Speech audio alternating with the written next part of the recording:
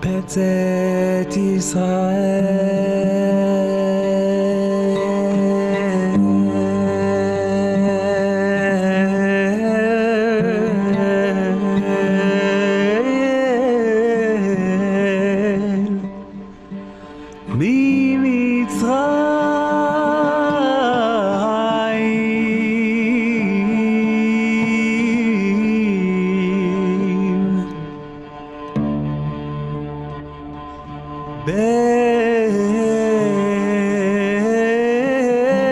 בית יעקב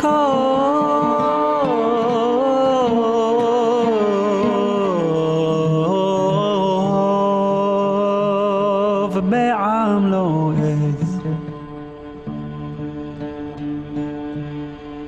הייתה יהודה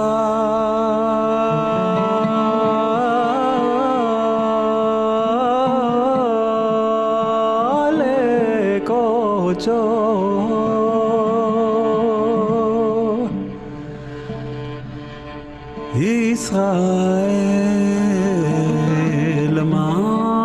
משאלותיו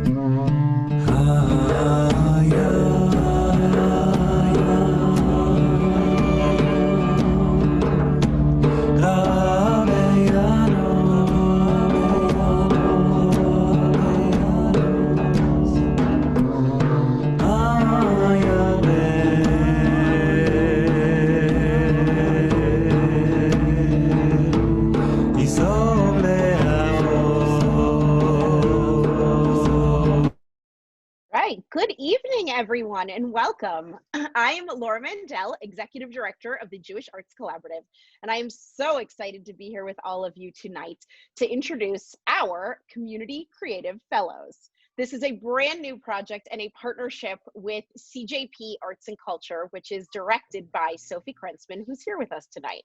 Sophie? Hi, everyone. I'm so excited to be here, and I'm so excited that Adriana and Yoni are our inaugural fellows. This program was a wonderful, fun brainstorm between CJP and JArts, and Adriana and Yoni are the perfect people to be bringing it to life. So I can't wait to see what they do throughout the community this year, and I hope that everyone who's here as an attendee this evening has an organization or a group that you may want them to come and interact with, or you can follow their journey as they go from now until the end of June. So thanks for letting me be here, and I'm excited to see what the evening holds. Awesome. And just so you all know, as Sophie said, we had an incredible pool of applicants for this project. This was the first time out of the gate. We were shocked and delighted to have 50 applications from some incredible talent across our community. And so what you are seeing with Yoni and Adriana really is something very special, because there was incredible talent in this community. And I want everyone to know that we chose them, as you'll see, for their talent, for the stories that they bring, for the way that they're excited to work with our community and to get to know all of us in our community. So we have a really special treat tonight, and we just wanted to give them an opportunity for you to get to know them a little bit, so that you can get a taste of what this might look like if they're going to work with your community. So let's dig right in.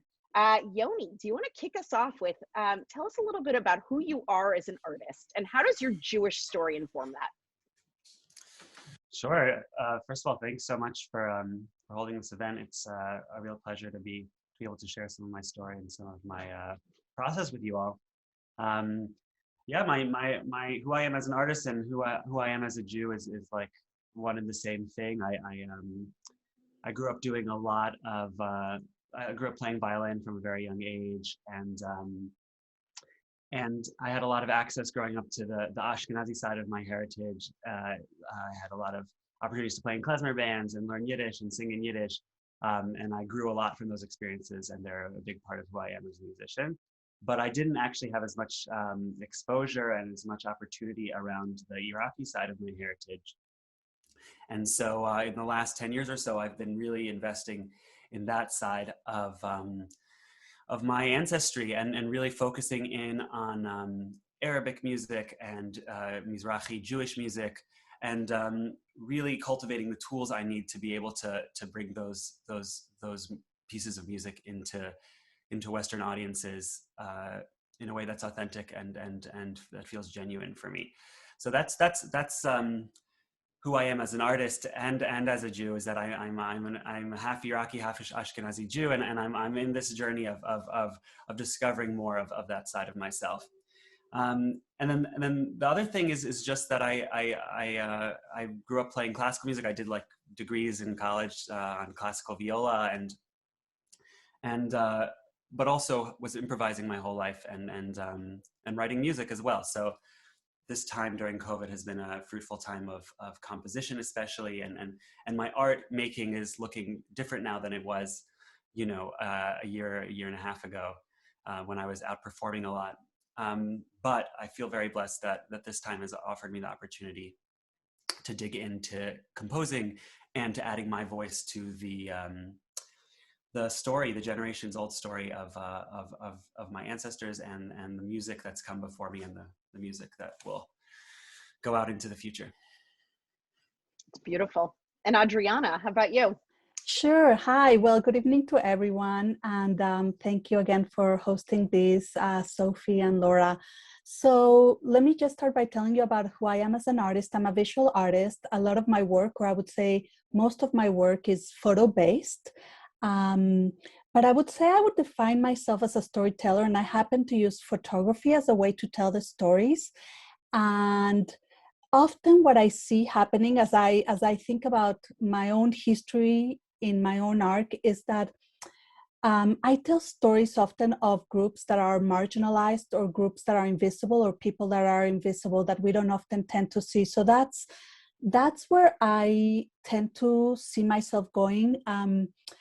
I think in some way my Jewish identity has influenced how I make the work, because having grown up in Mexico City as a Jewish person, sometimes I felt invisible and sometimes I didn't. And then moving to the US, right? Sometimes what happened is my Jewish identity went to the background and my Mexican identity came to the forefront. So I think that's really in some way marked or shaped a little bit how or why I do the kind of photography I do. And I'm thinking about one project I did a while ago that is a series of photographs of Mexican migrant workers that I did when I was living in Vermont. And that was a time when there were migrant workers there, but they were sort of invisible. Nobody wanted to acknowledge them. And so I ended up doing a series about them, but I couldn't photograph them because I would put them in danger with the INS. So I ended up taking a Vermont milk bottle, very traditional Vermont milk bottle. And I ended up using old photographic images from the 1920s, because I wanted to show how the migration of Mexican migrant workers was very cyclical. And so that's one way I tell stories. The other way I tell stories is through individual people. I did a series of work that was about a Jewish Texan woman. And so I was really involved in that story. I thought, I'm spending so much time, I think close to 2 years, researching the story of this woman who I had never met, but I had her objects. I had like her photo album and other objects of hers. And I thought, how come I'm not doing this work about my own maternal grandparents with whom I grew up very closely? And so I think in some way, that's what kicked in. And so I think it's just my background has shaped the work I do.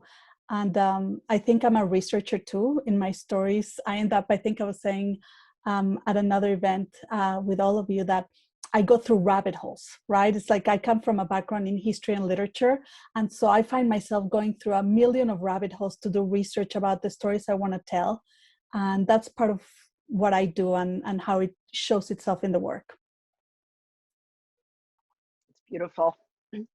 All right. So I want to know from both of you, why are you so excited to be our inaugural Community Creative Fellows? And Yoni, I'll throw it to you.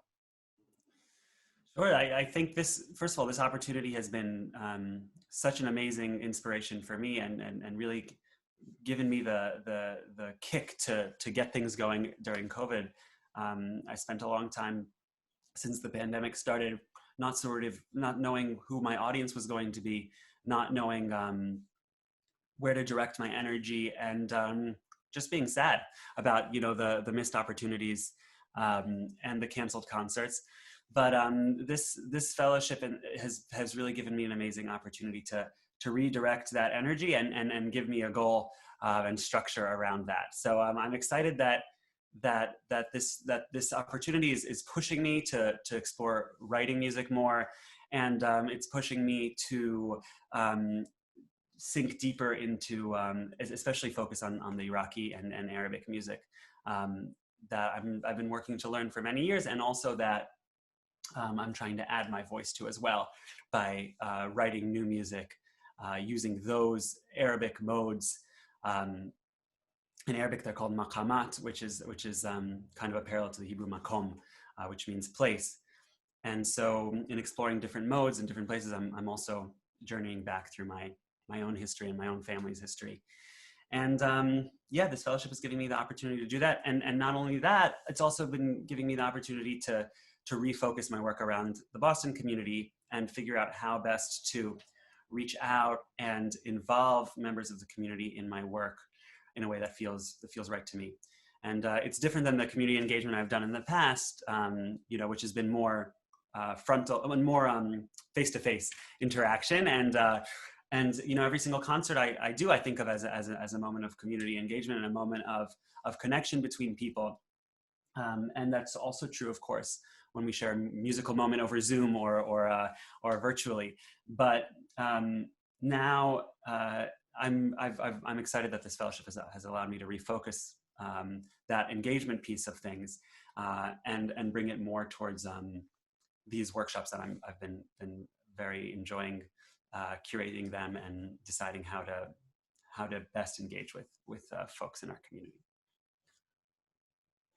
It's great. And Adriana, how about you? Yeah, well, I was thinking about what Yoni was saying. I think it's just a super exciting fellowship, right? We have 8 months of focus on our own work, but also on thinking about how our own personal work can connect to the community. So that's what's really exciting about this fellowship. Is some other fellowships is like, you know, the artists get the money and it's like, go do whatever you need to do and come back in X amount of time, right? And here, that's not the case, right? I mean, here we are we're diving deep into our own work, and we come out and we think, okay, how can I connect what is important to me to the work that we're going to be doing in this community engagement workshop? So, right, so we're making all these connections. And so that's really exciting, because when we're going to go to these workshops, we're bringing our own ideas into it, and hopefully we'll be taking or will be influenced by the ideas that our participants have, and in some way they'll be back into our work. And I think the other part that's really exciting is that we get to work together. Yoni and I get to meet with our mentor. We were given a mentor who's Tova Peter, and she's wonderful. She's very much involved in the community, so she knows what she's doing, and she's guided us beautifully. And we've had the opportunity to meet monthly with Rabbi Charlie Schwartz, who has been wonderful. He asks us, what are you interested in exploring for your own work? And then he curates all this kind of readings and works, and we have a conversation, the three of us, and that's given Yoni and I the opportunity to really know each other better. And I think that's the gift of this. All of these things are the gifts of this fellowship. So it's just unique in that way. And I love, Adriana, that you touched on working together, because everyone should know that our intention was not to have 2 fellows who would come into this with the intent to collaborate. Our intention was to find 2 of the best artists for this job. And as Adriana said, with not only the skill, but the desire to work with community and to share these stories and to grow their own work with the input of all of you out there. We just got really lucky that they happen to work so beautifully together. And so I see a question out there that I will answer up front, which is, they are going to be doing collaborative workshops. And when we get farther into this program, we'll talk a little bit more about what their specific workshops will be. And we'll also be able to give you a calendar. But that was a really pleasant bonus that the 2 of you work so beautifully together. So I'm excited for you all to experience what they have in store. Okay, so with that in mind, would you actually tell us a little bit more about the actual projects you're going to be working on for the next few months? Yoni, go ahead. Great. So this it's been a process to sort of figure out which direction to take the fellowship and where to direct my energy. But what I'm excited about most is being able to. I decided finally that what I needed is to just put an album out there. Is what it came down to, and so throughout the next couple of months, I've been doing a lot of composing, as I mentioned, and come April and May, I'm going to be heading to the studio and recording an album of music that combines my own voice as a composer alongside a few pieces in Arabic and in Hebrew that are traditional pieces from the Arabic and Iraqi Jewish repertoire, especially. So that's like the big picture, what the project looks like, and I'm excited to see how the community engagement pieces will influence that. I'll be working with groups to reflect on our stories and reflect on our memories, imagine the holes in our histories and imagine ourselves into those holes and fill in the gaps with our imagination. And in doing so, I'm going to be channeling and directing participants to help me write a song that's sort of on the theme of identity and memory, and also just being confident in our own skin to inhabit the identities that we've chosen for ourselves, and that we've been blessed with at the same time. So that's the overview. Some of each song will have sort of a different avenue of getting towards the themes, which are longing and home, and these are a lot of the shared themes that Adriana and I have dealt with: longing and home and migration and memory. And each song will have a different way of getting at that. So maybe I'll take this opportunity to just share a little bit of music, just some works in progress as they're coming out here. The one I was thinking of sharing is something that was inspired by a prompt that Tova gave us in one of our first workshops. And we were discussing the role of community art and the role of community, and she asked us to create some sort of art about community. It was a very open-ended project. And so what I started thinking about is the role that that ritual plays when we gather in groups of people. And in some of the most meaningful spaces I've been in, bringing our ancestors into that space is a way of bringing more of ourselves into a space. So one song that I wrote, prompted by Tova, and now it's living on, is a song where participants can enter in, they can zip in the name of someone who's dear to them and an adjective that they want to channel a little bit into this moment, what they're feeling they need from that person or something they appreciate about that person. And then they get to sing it, and then that brings them into the space. So this is I'll sing what it sounds like so you can hear it. And I'm gonna bring my great uncle Razi into the space.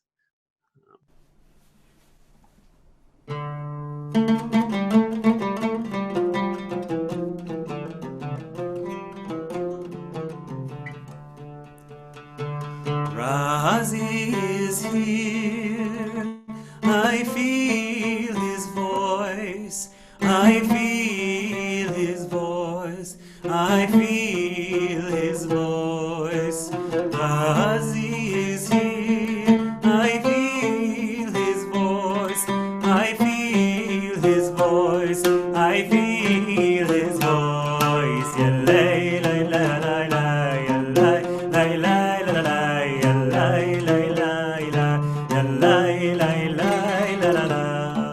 And it would go on, and everyone could share the names and adjectives of people they're bringing into the space. So that's one thing that I've been working on. Maybe I'll just also share the other one. Is in the workshop that Adriana and I are putting together that we're crafting together.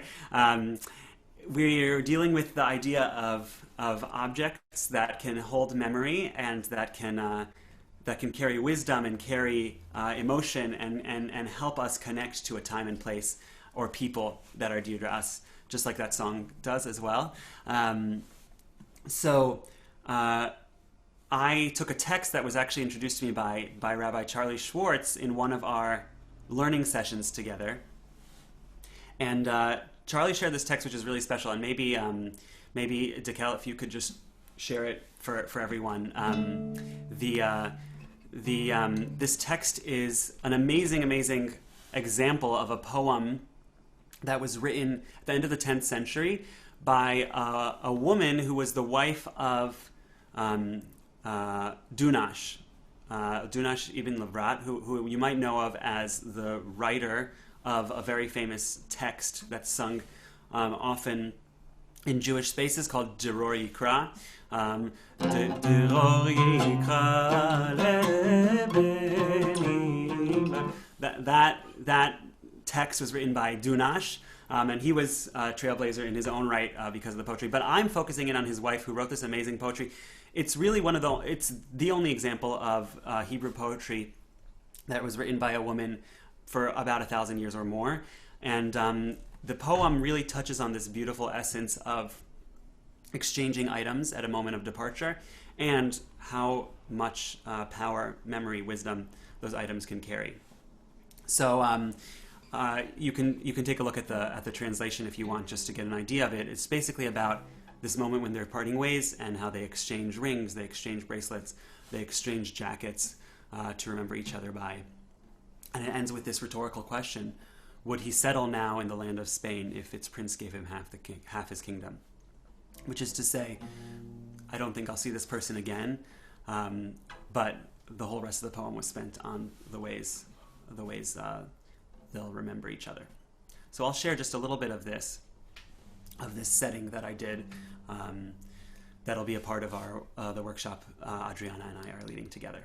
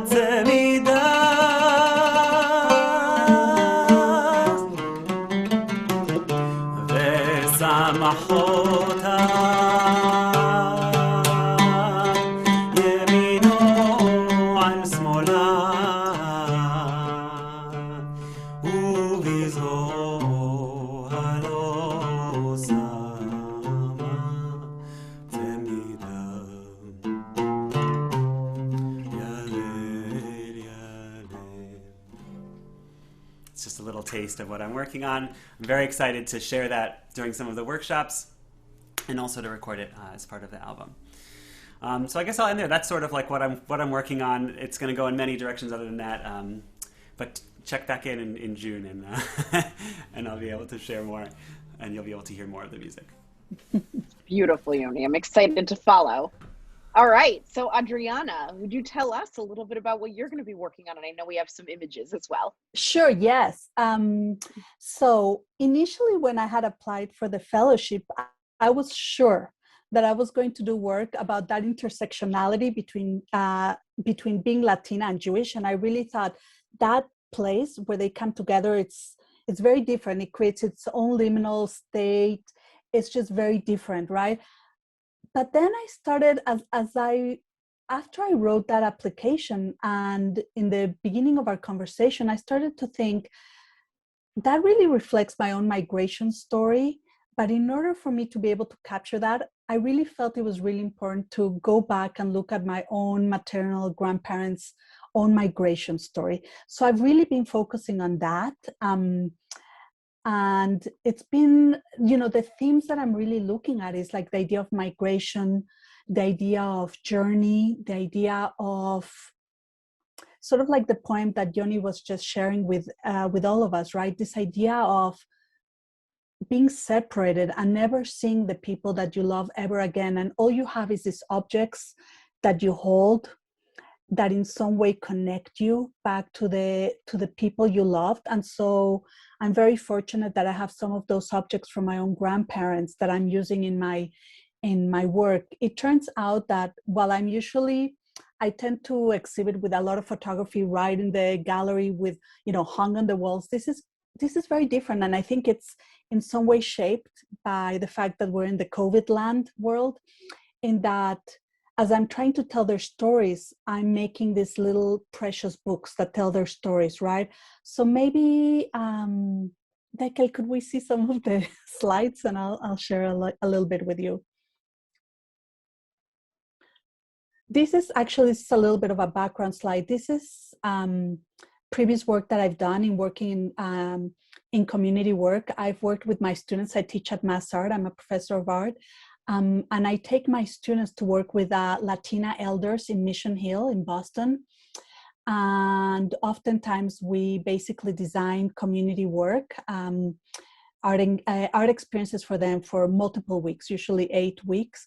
And oftentimes I've gotten to know these elders, right? Because while my students are always new to this experience, I keep going year after year. And I've always noticed a lot how their hands are so interesting and how much attention they pay to them. They make their nails, they have their special rings, they have their tattoos. One of the ladies has tattoos. And so I ended up creating this work because I really wanted to capture these precious hands with which they have created so much labor in their lives. And so this is a work I've done before that, that I did with that. And this will connect later on. I'll connect this image to one of the pieces that I hope to create as part of this fellowship, which is basically from people's stories that they will share with us, the participants. My hope is to create a collective piece that will have objects of meaning for our participants and create some bigger piece in a similar way to this, that in every individual piece, there's somebody's history, but collectively tells us something universal about all of us. And if we could see the next image, please. That's actually more about the work I was telling you before, the series of work that was about the Mexican migrant workers. So it gives you a sense about the place of photography and storytelling. And if we could see the next one. Thank you. That's a story about the Texan Jewish woman. And again, these invisible stories that we don't often get to hear. This was a woman who was born in the turn of the 20th century. And while she did a lot of meaningful work in the Jewish community, both in Texas and New York, her story was always second to her first and second husband. They were the ones in the limelight. And so again, it's about reclaiming invisible stories. And with that, I'll show you the one that I've been working for our fellowship, which is the next slide. So this piece, it's an accordion book. And it actually tells the story of my grandparents' journey from Poland, from little towns in the northeast part of Poland to Mexico City.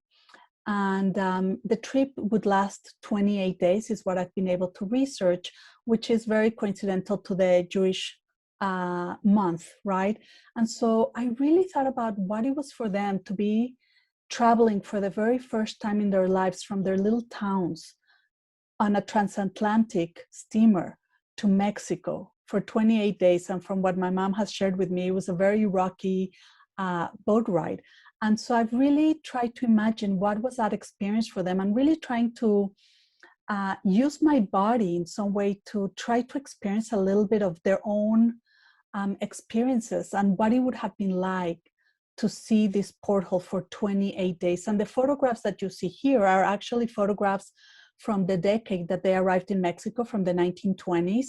And they're photographs from the ocean, or from the ocean in Veracruz, which is where it was sort of like, it's similar to the Ellis Island, is where most people who would travel by boat would arrive into Mexico. So these are images from that time arriving into Mexico. And so this piece is going to be 28 portholes with different images. And the last image, as you can see, is what they would have seen arriving in Veracruz, right? A little bit of the palm trees, a total different landscape than they had seen in Poland. Food, smells, people, landscape, all of it. So that's one piece that I'm doing. Another piece I'm working right now. Thank you for the images. The other piece I'm working right now is I have my grandfather's talit, which I've had for 20 some years here in the United States. And I've been photographing, and that's going to be another book that I'm making. And actually I was photographing it this weekend. And as I was doing it, I found a spot of mole, which is a chocolate spicy sauce. And I just cracked up, and I immediately called my mom and I said, did Zayda eat mole? And she goes, oh my God, he loved mole. And I thought, how did he get mole in his talit, right? So this precious religious object that is splattered with mole. So again, this multiple identities that we end up accumulating as we move, as we migrate from one place to the other. And that's another piece. And actually very much influenced by Yoni. And, you know, again, this is one of these moments of being very fortunate to work with Yoni, is that with all the music, I started to think about my grandfather used to sing songs. And so there was one song he used to sing to me as a little girl in Hebrew. So I'm working now with a composer who he's going to do something with my grandfather's voice. We have a recording, and with my voice, and I'm going to make a book that sort of shows the image of a bird who flies away from the window, right? So I'm going to generate a series of books based on this, my grandparents' migration, belonging, and its impact even on my life. So we'll see how it ends up closing, what happens at the end. I love it. That mole story is fabulous, Adriana.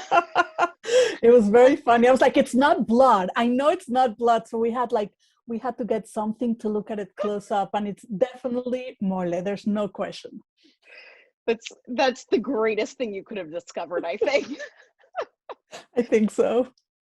Well, and I love that. Actually, I think Yoni and Adriana, this leads us to a piece of this, what you wanted to play with a little, because what I'm loving is that rather than just telling everybody about the community engagement aspect, you're going to show us a little bit right now. So can we talk, you've talked a lot about the themes that are in your work. So let's go ahead and dive into this activity you have for us. Who's going to lead tonight? Yoni? Sure, I'll start us off. So, yeah, we wanted to first of all engage all of you who are listening right now live with us, and we're convinced and we're sure we don't need your proof that these themes are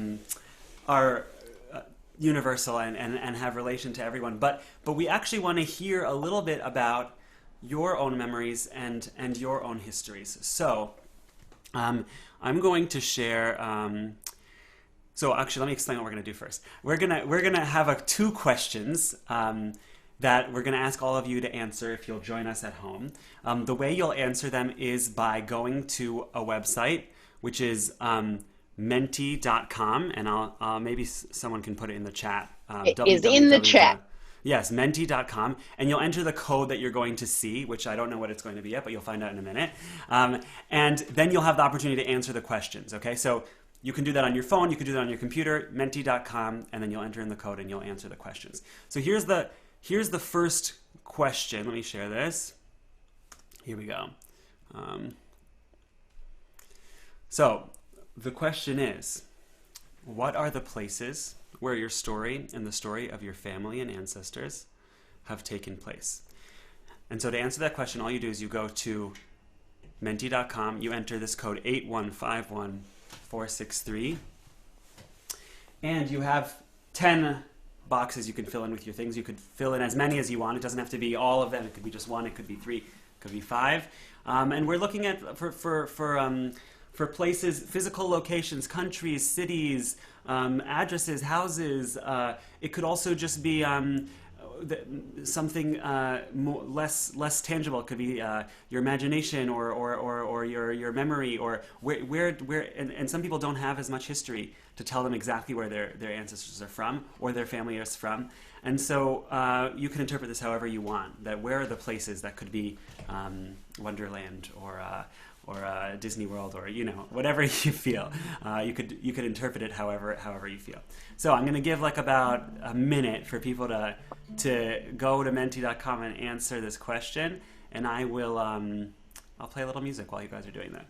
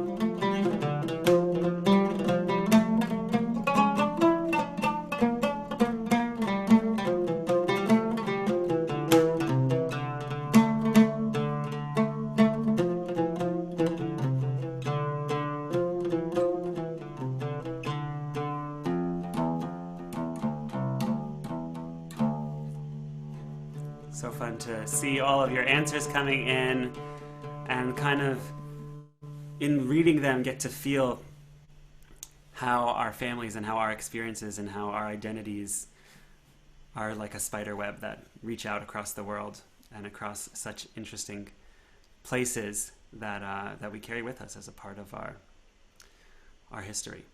So I'll give another maybe 10 seconds for last minute submissions, and then I'll have Adriana take us to the next question.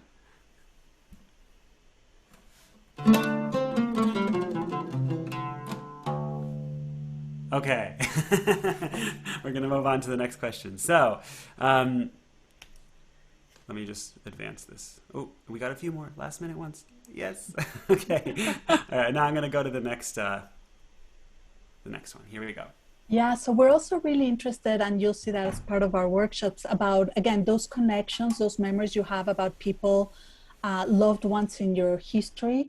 So we thought one question that really seemed appropriate is, what smells connect you with memories of family or home? And both Yoni and I had our own stories.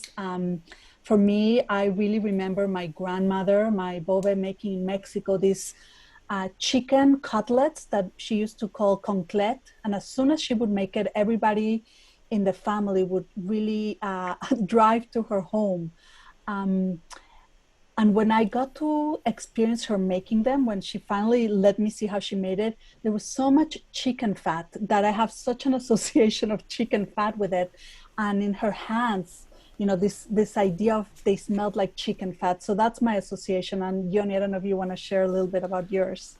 Sure. I mean, I have tons of memories tied up with smell, but one that just comes right is just a spice bun. Like whenever I smell cardamom, that's a smell that reminds me of home, reminds me of some of the delicious baked goods I ate growing up.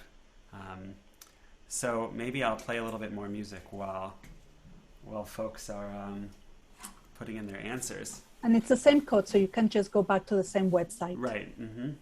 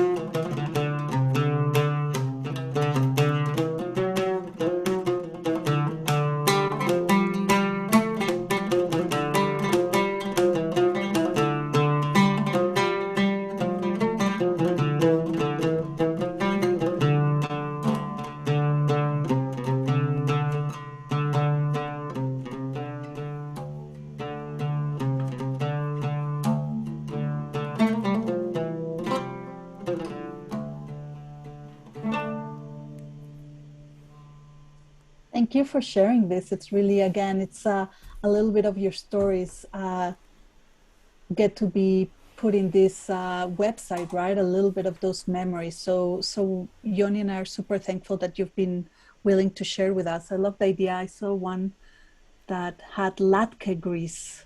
Yeah, over there. And again, it's a way that in us reading it, we start making connections without knowing you necessarily to a little bit, this tiny moment in your own memory, right? So again, it's about creating connections even amongst us and our participants. I'll also just add that I think the senses are such a big part of, each of us work in a medium that's tied to one very particular sense, sight or hearing, but each of us are very invested and excited about bringing different senses into our work as much as possible. And so with these little activation of memory and activation of different senses and the way those trigger our own memories, that can be really powerful. So I'll stop this sharing. Yeah. Well, and I just love that you're both talking about the senses, because I think it's amazing to see how much can come out of your work and out of these stories just by even evoking the thought of that. So I think I for one, am very excited to get into these workshops with both of you. So tell us a little bit, just so we have more of a sense of what kind of a community engagement have you done in the past, and what do you really, what would be a dream scenario with these community workshops? Oh, Yoni, go ahead. Sorry, we're on Zoom, I have to tell you.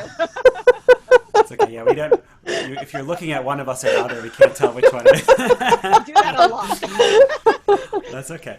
So, so I'll just say that as I've said, I've done a lot of community engagement work in live concert settings, and every musical moment is a piece of community engagement.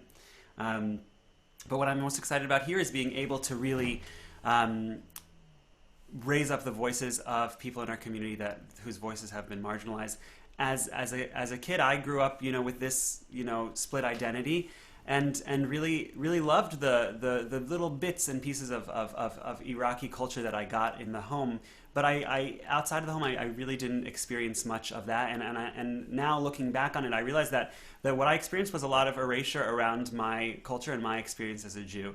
And so what I'm really excited about is really involving members of the community who might have had a similar experience, whether it's because they come from a Mizrahi or Sephardi background, whether it's because they're a Jew of color, whether it's because they're a Latinx Jew or an Asian Jew, an indigenous Jew, anyone who's had this experience of marginalization, of erasure, of not being fully seen and accepted and embraced by the Jewish community is the dream work group that I'm really hoping to work with. And you'll see this week when we publish the dates and opportunities to engage, that some of the workshops that we're going to be holding are tailored specifically to those groups, to create spaces where we can be inspired by each other, and we can be energized and nourished by the reclamation work that each of us are doing. And the spaces where I've experienced this that are just with Jews of color, Sephardi, Mizrahi folks, those have been really, really nourishing to me, to watch other people do that work with their stories and with the reclamation of their heritage. And I know they've been inspired by the work that I've done. And so I'm really hoping to create those communities, and some of the events will be tailored specifically to people from those identities. And then others will be open to anyone from the Boston community. And I'm also excited to work with some of the synagogues in the area, and also have some events that are open for anyone to sign up to join me in this process of reflecting on our memories, reflecting on our families, and ultimately creating some art around that and creating some music around that. But what I'm particularly excited about is creating community around Jews of color and Sephardi and Mizrahi folks. And I'll ask for those who are on this call to really think about who you know in the community, who might be affiliated with the synagogue, might not be, might have some sort of institutional affiliation or connection with the Jewish community, but otherwise but in those opportunities don't have all of their selves and all of their experience represented and appreciated. And so we are trying to do the work. Some of those communities already exist in Boston, but also these people just exist as small. I know from personal experience that we're just like little patches here and there, and little isolated people around the community, and in order to really put those voices together and bring them together, we'd love your help in spreading the word about the work we're doing. And if you know anyone that identifies in this way, I hope you'll share our work with them, and you'll encourage them to sign up for some of these workshops that are going to be open specifically to Jews of color, Sephardi and Mizrahi folks. And Adriana, thoughts? Yeah, I mean, I've been very fortunate that I've been able to work in communities with different audiences. I have worked with middle schoolers through dance and theater when I was in college, and then I did creative writing and photography with in Philadelphia with middle schooler and high school kids who had just arrived to this part of the U.S. From Puerto Rico and the Dominican Republic.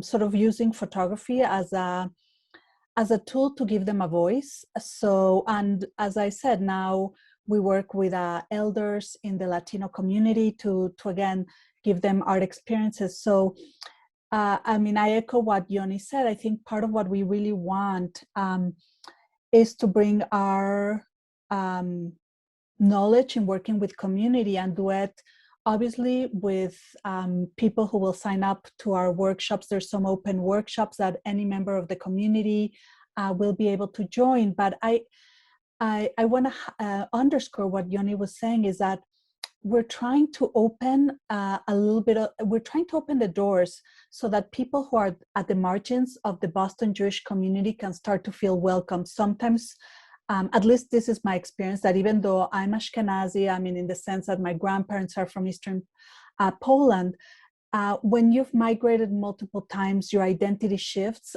There's other people whose identities may be very complex, right?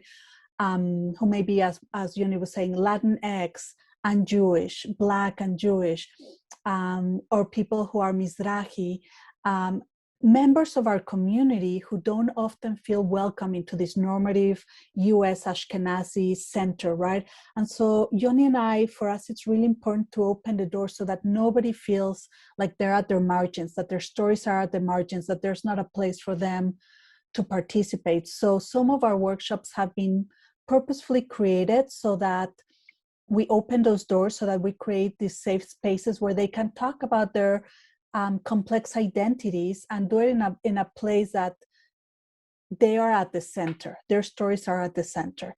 So would it help to start talking about some of the workshops, Laura? That'd be great. Go ahead. Yeah. So basically, Yoni and I each designed our own workshops, but we also, because of this overlapping of interests and ideas that we have, we created we've designed and we'll bring together a workshop that is joint, and that one is called Making Tangible the Intangible, and it's objects that hold memory. So again, we'll bring the idea of having members of the community that join us look for objects in their homes that have meaning. And since we're here in our homes, this is an easy one to do in terms of we can just walk to another room, but these objects that hold memory, that connect us to our loved ones. And also there will be music involved in it. So we're both bringing both the music and the visual component to it. And what we hope is that through participants' stories that they will share and through the objects that they will share, it will circle back in some way to our own projects, right? And again, like I said, we will have a collaborative art piece that will emerge from some of those workshops. Individually, I have two other workshops. One is called Unfolding Stories. And what I'm hoping to do with that one, well, what I will be doing with that one is we'll be creating accordion books. Again, and I think it echoes the fact that I'm making books as part of my project. And accordion books are super simple to make, but because there's a flow to them, there's a story that can be developed there. And it's a way for the participants to be able to use that and learn how to do it, to do stories with their families, with their loved ones, and also bringing the idea of taking a photograph of a meaningful object in their lives. And the other workshop, that is the one that is very specifically tailored towards Jews of color communities, is the Unfolding Identities. And that one is really about people being able to share about the complexities of these multiple identities. And again, it's creating an accordion book with which they can start to kind of like discuss this and share this and address it. I love it. I love that there's something tangible to that, and Yeah. that we can all actually make art with you even by Zoom. Yeah. And Yoni? Yeah, I'll just share quickly. I said a little bit earlier about the workshop where I'm inviting people to bring their memories and their own brokenness and their own confusion and their own fragmentation of their memories and of their histories, and to bring those into reflection and into writing. And I will be teaching a song that I'm in the process of writing, and will be encouraging participants to fill in with their own stories. And I'll be taking bits and pieces from participant stories and including them in the lyrics for the song. That one's called Singing Our Stories. And then of course there's the objects workshop that Adriana talked about.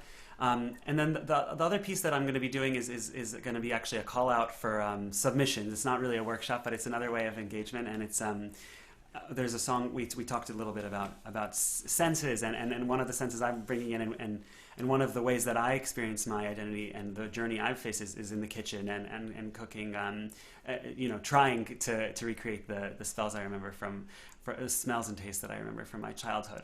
So there's going to be a song about that that's in the works, and I'm trying to get folks in the Boston community to submit recordings of loved ones, recordings of ancestors, of elders in their family, either giving an oral recipe and with all of the unspecific, leaning into the unspecific nature of oral recipes, and the song will also lean into how that journey to recreate it despite all of the unspecific nature of the recipe can parallel our journey to our own identity, and also the brokenness and confusion we can feel in our own identities and stories. And so I'll be encouraging people to submit audio recordings of that, which I'll be working into the music as sort of a soundscape, not necessarily a whole complete thought or story, but little words here and there, which will make their way in. So especially around Passover, and even we're gathering, many of us, distantly from family in Passover. So I'm hoping this could be an opportunity for folks to connect with elders in their family, even remotely, and get some recipes, even just a reflection on a food that was really important to them. And so just stay in touch with me, on Facebook or following the JArts emails, and you'll be able to see you'll see the call out to invite you to bring those audio recordings into my work. Love it. And I should note, as you've heard throughout this conversation, there are a number of ways we're looking to let everybody and anybody be involved in this process. So Yoni mentioned, the submissions. There's workshops with Yoni or Adriana. There's workshops together. For communities where we aren't able to do a full in-person workshop, we're going to have some video offerings. Just my way of saying there's lots and lots of ways to engage with the work that they've just described. And if you can show us some of the schedule. What I was going to mention is that over the course of this fellowship, which is ending in June, Yoni and Adriana will be doing about 25 different community engagement workshops, just so you all have a sense of the scale of this. It's a lot of work, and we're really excited about this.